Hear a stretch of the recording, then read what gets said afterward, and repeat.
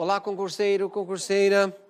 Mais um encontro que vamos tratar de um assunto também extremamente interessante, extremamente importante, que é cobrado pelos concursos Brasil afora. Presta atenção em seu título. População, um tabu a ser enfrentado. Um enorme contingente de pessoas, um problema real e urgente. Pode não ser tão devastador se houver uma transição adequada para uma economia que permita o crescimento e, ao mesmo tempo, poupe o ambiente. Questão complicada essa, né? Esse tema, concurseiro, concurseira, foi tratado por diversos meios de comunicação, com mais atenção após a Rio+20 e pela revista Veja, de 20 de junho de 2012, justamente com o título que acabei de anunciar. Vamos levantar algumas questões agora para que nós possamos desenvolver esse tema. Nosso primeiro, por que é um tabu o tema população? Por que o homem se debruça tanto em cima disso? Porque estudiosos, economistas, demógrafos sempre estão questionando esse fato. Outro ponto, é possível conciliar um grande número de pessoas e também um grande consumo, já que nós vivemos em um sistema capitalista e o sistema capitalista sugere sempre que exista consumo cada vez maior? Outro ponto importante, somos realmente responsáveis pelos problemas ambientais? Concordo plenamente que somos acusados disso, mas não é muita pretensão nossa mudar o planeta, se conseguirmos realmente mudar. Não estou dizendo que não, só quero fazer esta provocação, porque é senso comum, é normal nós percebermos todos os dias na TV, nos livros, que o homem modifica o ambiente, mas estou fazendo isso como provocação. Outro ponto importante aí, no planeta há comida para todos? Entenda aí comida, tá? Como a nossa necessidade primeira, a nossa necessidade mais básica. Mas se já questionamos em relação aos alimentos, imagine em relação ao que existe de outras necessidades, de outras matérias-primas, como energia. Outro ponto aí, o sistema capitalista é capaz de crescer sem destruir? Será que vamos conseguir um dia chegar a este ponto? Outro detalhe, é possível criar outro sistema econômico, e olha que interessante, que ao mesmo tempo gere riquezas e também preserve o ambiente? A Rio+20, as COPs que acontecem pelo planeta, a exemplo do relatório de Kyoto, vem em busca de respostas semelhantes a esta. Portanto, esse tema é atual, eles vão sim aparecer em concursos ao longo dos próximos 10, 15 anos, fácil, não tem como se livrar disso. Então essas provocações que eu estou fazendo com perguntas, elas servirão com certeza de inspiração para as bancas desenvolverem temas para a sua prova, até um tema de redação. Concurseira, concurseiro, o problema populacional não é apenas do nosso país, é de todo o planeta. Vamos pensar aí, o Brasil, com mais aproximadamente 200 milhões de habitantes, está entre os países mais populosos do mundo. Agora pense em China ou em Índia, que tem à frente do Brasil mais de 1 bilhão de pessoas.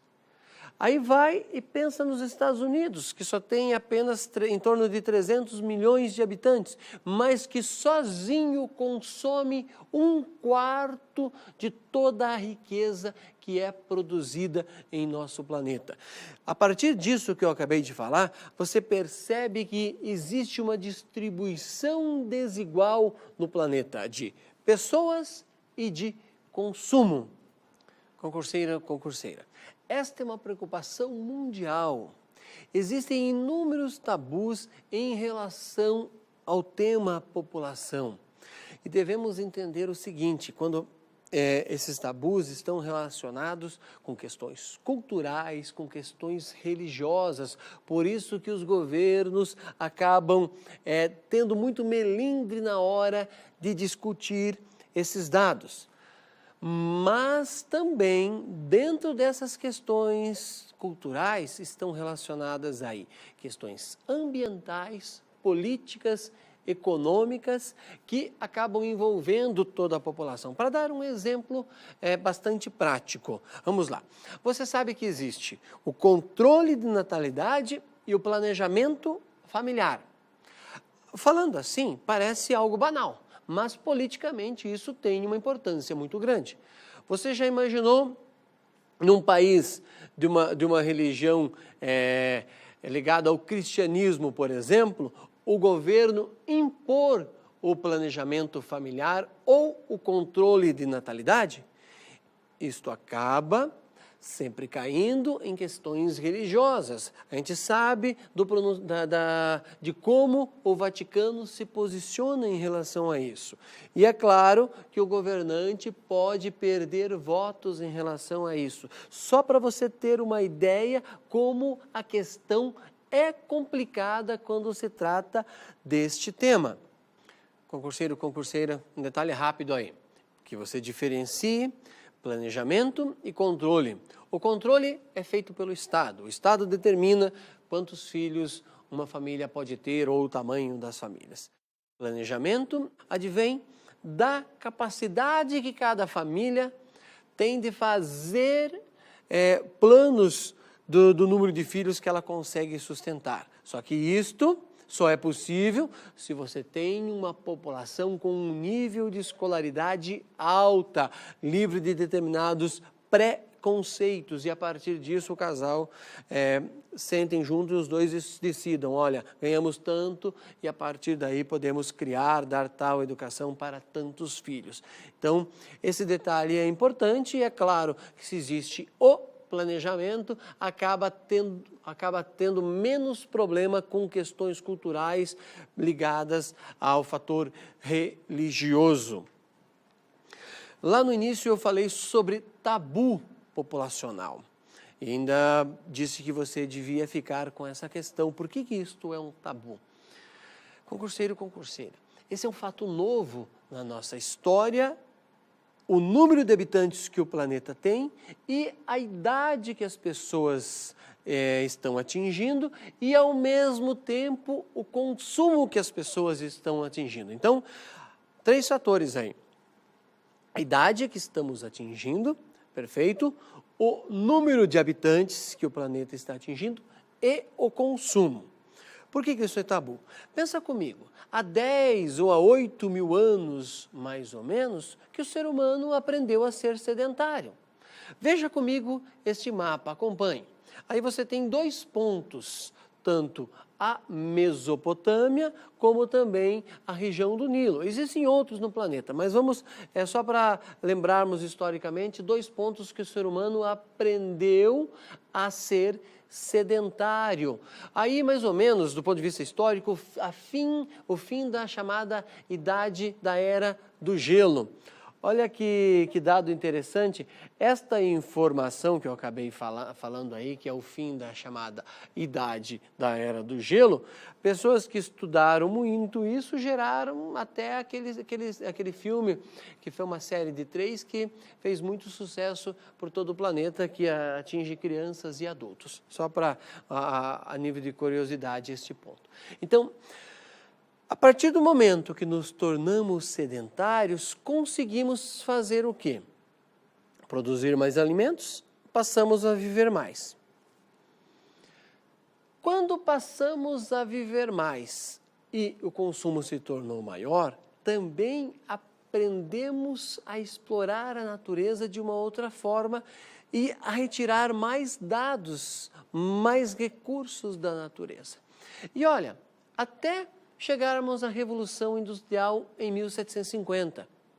E com a Revolução Industrial se intensificou de maneira exponencial a retirada de recursos. E a partir daí surge essa dúvida: será que nós, seres humanos, conseguimos modificar o planeta de forma tal que se tornará inviável a nossa vida aqui? Por isso que nós discutimos meio ambiente. Porque se destruirmos o ambiente ao ponto de não termos mais recursos, compromete, é claro, a nossa existência. Nós não vamos nos perpetuar neste planeta.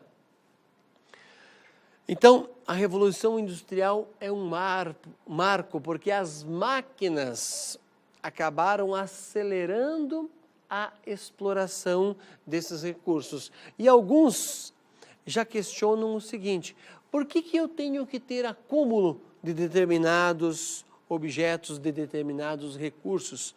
Eu não preciso ter apenas aquilo para que eu viva o dia a dia? Aí volta aquela questão que eu falei lá no início. Nós vivemos num sistema capitalista que nos incentiva a ter. E até, no caso, se valoriza muito mais o ter do que o ser.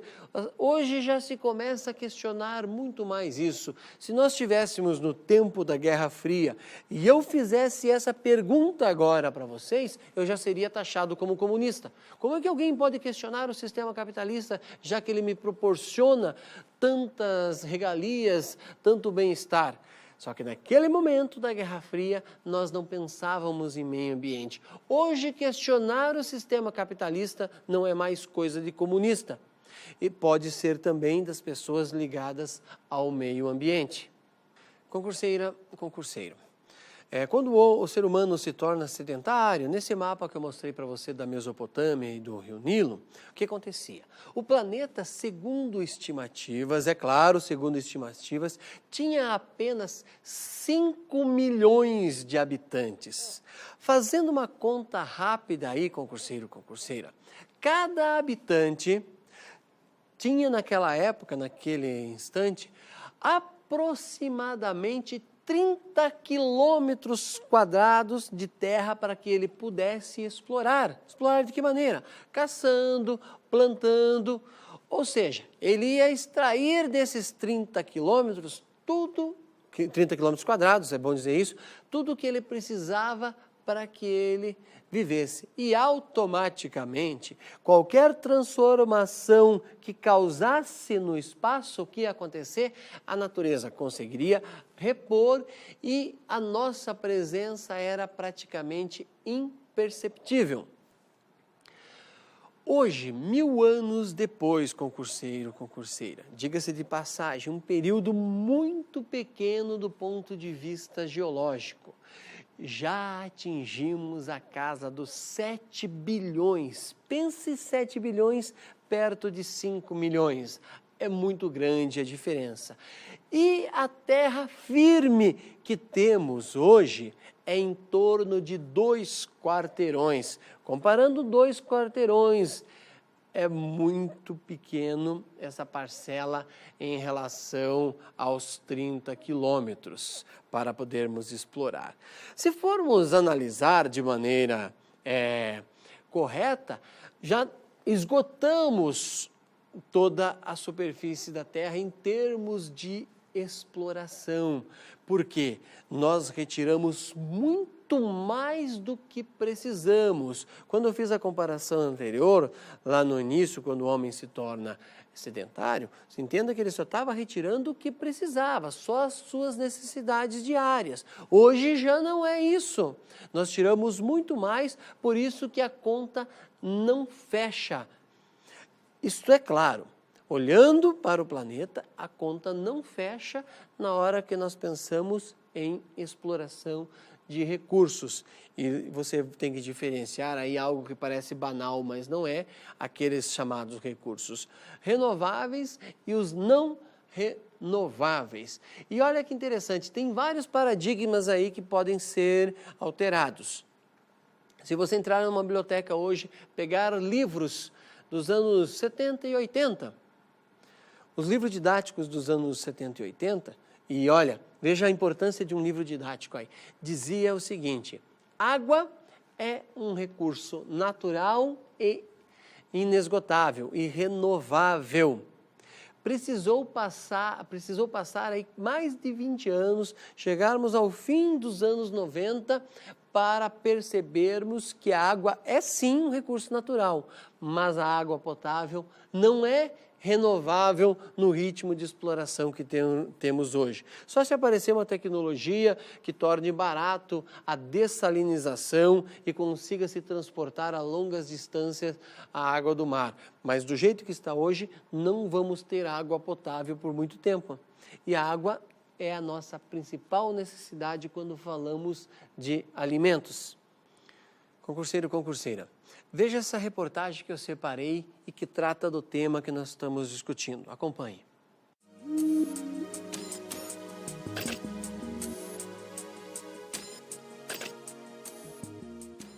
As cidades crescem em ritmo acelerado neste século XXI. A maioria da população é urbana e os principais impactos ambientais sobre o planeta ocorrem justamente a partir das cidades. No programa de hoje, o repórter Rodrigo Carvalho revela os principais desafios que temos pela frente para promover a qualidade de vida nas cidades.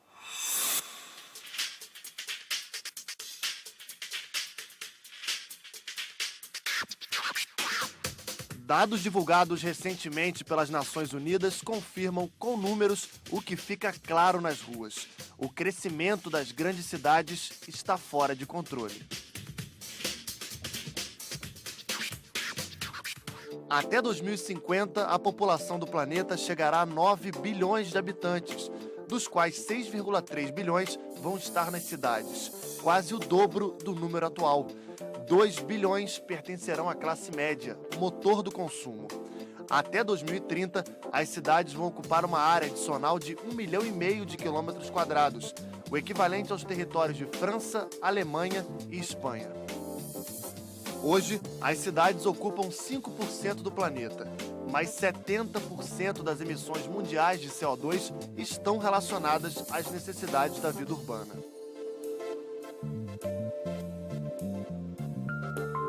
Ou seja, nossos maiores desafios socioambientais não estão nas florestas nem nos mares, mas nas cidades.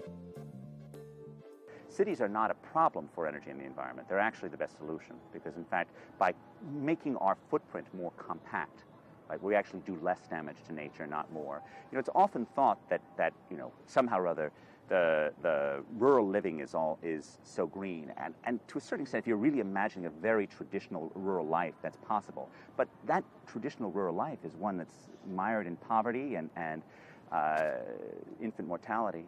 And if you're thinking about sort of a modern low-density life, that's a very energy-intensive life that's not at all good for the planet. Há um século, existiam menos de 20 cidades no mundo com mais de 1 milhão de habitantes. Hoje, são 450. Só São Paulo tem 11 milhões.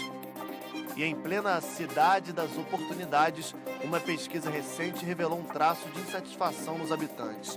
Se pudessem, 51% dos paulistanos sairiam da cidade. Os itens que receberam as menores notas foram transporte, assistência social, acessibilidade, desigualdade social e transparência e participação política.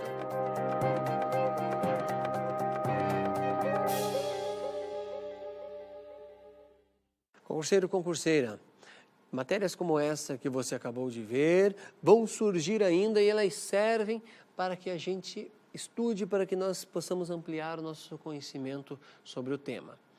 Olha só, uma conta comum que se faz entre os economistas é, olha que dados interessantes, entre os anos de 1800, Veja, 50 anos depois que acontece a chamada Revolução Industrial, até o ano de 2010, o PIB mundial aumentou quase 100 vezes.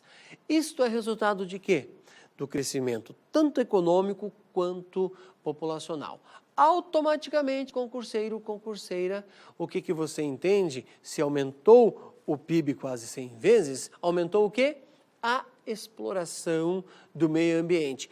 E aquelas questões que eu levantei, será que nós estamos modificando o planeta? Até que ponto nós vamos continuar modificando e quais danos nós vamos trazer? Não para a natureza, mas sim para a espécie humana, porque a natureza se vira sem o ser humano.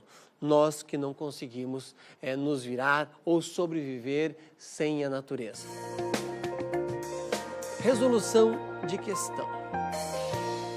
Olha só, concurseiro, concurseira, a questão que eu separei para que nós possamos analisar sobre esse tema. E, a partir disso, também adquirir mais conteúdo para que você tenha uma habilidade de responder o mais rápido possível e se dar bem na prova. Vamos lá. Um dos métodos de comparação entre as nações baseia-se na formulação de indicadores sociais. Dessa forma, é possível estabelecer níveis de investimentos necessários para minimizar as diferenças econômicas e sociais em escala global. O Índice de Desenvolvimento Humano é o mais conhecido e pretende indicar como as nações estão se desenvolvendo. A fome está diretamente relacionada à quantidade de recursos naturais disponíveis nos países. Os países mais ricos em biodiversidade são os que apresentam as menores taxas de população faminta. Concurseira, concurseiro, para todo este enunciado você só tinha duas opções, marcar certo ou errado. Agora, vamos fazer uma análise breve aí de todo esse dado para que você chegue à resposta correta aí nesse caso. Veja, indicativo de recurso não é indicativo de país rico. Porque, caso contrário, o nosso país seria um dos mais ricos do mundo, porque as maiores biodiversidades, a maior concentração de biodiversidade está dentro do Brasil. Se nós pensarmos na Mata Atlântica, se nós pensarmos na floresta amazônica, isso aí já dá mais do que toda a biodiversidade que existe no nosso planeta, só nesses dois. Aí não estou contando o Cerrado, não estou contando os Pampas, Pantanal e assim por diante. E não estou nem pensando nos recursos que existem em nosso subsolo. Perfeito? E daí comparamos com o Japão, por exemplo, ou com a Inglaterra. São ilhas com um relevo extremamente complicado para se trabalhar a agricultura. E nem por isso esses países têm fome acentuada como existe em nosso país. Então, essa afirmativa que existe no decorrer da questão está errada. Aí ficou fácil para você chegar à conclusão e ir até a resposta e marcar o item errado. Dica de estudo. Concurseira, concurseiro. A dica que eu separei para este encontro chama-se Uma Breve História do Mundo, do historiador Geoffrey Blainey, da editora Fundamento. Por que este livro é interessante? Fica aí a dica para você. Eu sempre releio, já li mais de uma vez, porque eu consigo com este livro construir na minha cabeça a história da humanidade, como que o ser humano desenvolveu o seu trabalho em nosso planeta e, a partir disso, conseguir também entender o processo de exploração do meio ambiente. Vale a pena você estudar, você ler esse livro, não só para entender melhor a história da humanidade, mas para entender essa relação com o meio ambiente, porque os concursos sempre vão cobrar não só a nossa atitude agora em relação ao meio ambiente, mas como que também o ser humano desenvolveu técnicas ao longo da história para que ele explorasse o ambiente. Assim eu me despeço, desejando a você ótimos estudos e, é claro, uma boa prova.